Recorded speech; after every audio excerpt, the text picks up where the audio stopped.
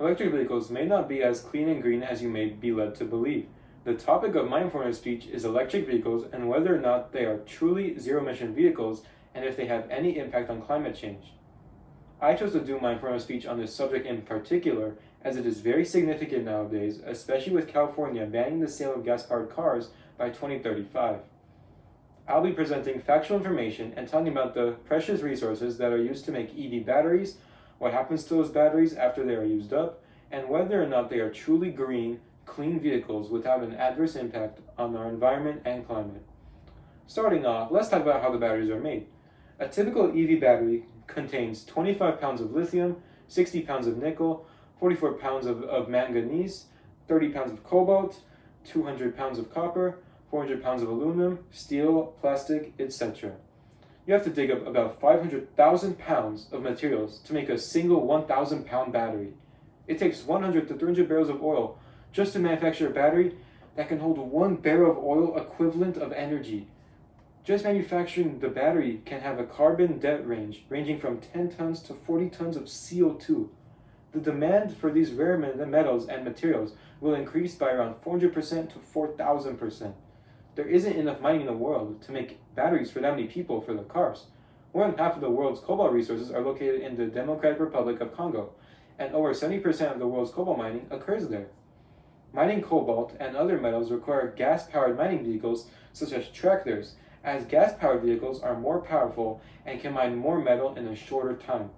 However, cobalt is not only essential for creating EV batteries, but also for creating rechargeable lithium-ion batteries and various other electronic devices. In addition, the methods used to extract all of this cobalt are linked to child labor, safety risks, environmental abuse, and corruption. This is because the mining in Congo involves people of all ages, which includes children, some being as young as 6 years old. There are around 255,000 Congolese people mining for cobalt, with 40,000 of them being children. Not only that, but they are obligated to work in very harsh and dangerous working conditions. Worst of all, cobalt and all of the other rare metals and materials are from limited resources and will eventually run out after they are all mined. However, companies are working on recycling technologies to recycle more efficiently, which leads me to my next point, which is about the recycling process of an EV. Now that we know the process of attaining the resources needed to create car batteries and how we are depleting Earth's precious resources by doing so, let's talk about how these batteries affect our world during their manufacturing process and after they have already been created. We know that traditional lead-acid batteries are widely recycled, but the same cannot be said about lithium-ion ones. A small percentage of these batteries are getting recycled currently, but technology is advancing, and in the future, recycling will hopefully be way more efficient than it is today. EV batteries are larger, heavier, contain hazardous materials, and can explode if they are disassembled incorrectly during recycling. The existing process for recycling is not very efficient, as much of the materials in the battery are reduced to what is called a black mass, which in its turn needs further energy-intensive processing to actually be able to recover the materials in a usable form. There is also production waste from the battery manufacturing plants. In order to charge the batteries, we use coal-fired power stations or renewable energy such as solar panels or wind turbines, but these also emit less CO2. However, taking into account the emissions created during the manufacturing process, maintenance, and discharge after use, it amounts to the same or sometimes even more CO2 emissions and a far greater negative impact on the environment. Knowing that the batteries of EVs can be dangerous, let's talk about what this means for our planet. We are constantly being told that our climate is changing and that our cars, among other things, are having a great impact on it.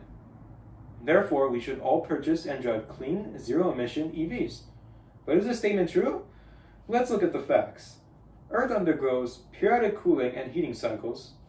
It regularly goes into an ice age roughly every 100,000 years or so. We also know that the 26,000-year axial precession of the equinoxes, so this precession of the Earth's spin axis has a huge effect on Earth's climate. We also know that the natural disasters have been happening since the beginning of time, and temperature fluctuations have always occurred as well, long before millions of cars were put on the roads. Droughts, water scarcity, earthquake storms, severe fires, flooding, declining biodiversity, etc. have happened throughout Earth's history. All these have had positive as well as negative effects on humankind and earlier civilizations, at times perhaps being one of the causes of the collapses of empires and urbanizations. So, natural disasters have happened, are happening, and will continue to happen regardless of whether we drive electric vehicles or not, as they're part of a natural phenomena. Now, have humans negatively affected the environment in the last 200 plus years? They absolutely have.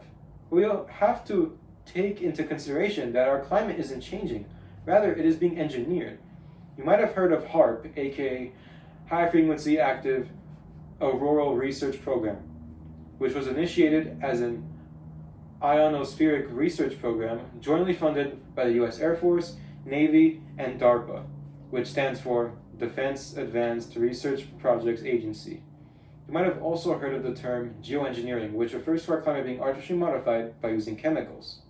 There are hundreds of weather modification patents going back to the 1800s. Every state in America has a weather modification page on its state government website. Then there's the $4 million given to the National Oceanic and Atmospheric Administration from Congress on January 23, 2020, solely for geoengineering efforts. Harvard and multiple government agencies, including ex-CIA Director John Brennan and David Walker, a Deputy Assistant Secretary of the Air Force for Science, Technology, and Engineering, have all admitted to weather control. Thus, after looking at all of the available information about the production of EV batteries, the inefficient and limited recycling, and its overall negative implications on our environment during its production after usage, the question of whether EVs are green, zero-emission vehicles gets a simple answer. No, they are not. There is no such thing as a zero-emissions vehicle. The real question is, where are the emissions associated with the electric car? Because what you do with an electric car is you don't eliminate emissions, but rather you export them somewhere else. To put it in Jordan Maxwell's words, nothing in this world operates the way you think it does. Thank you.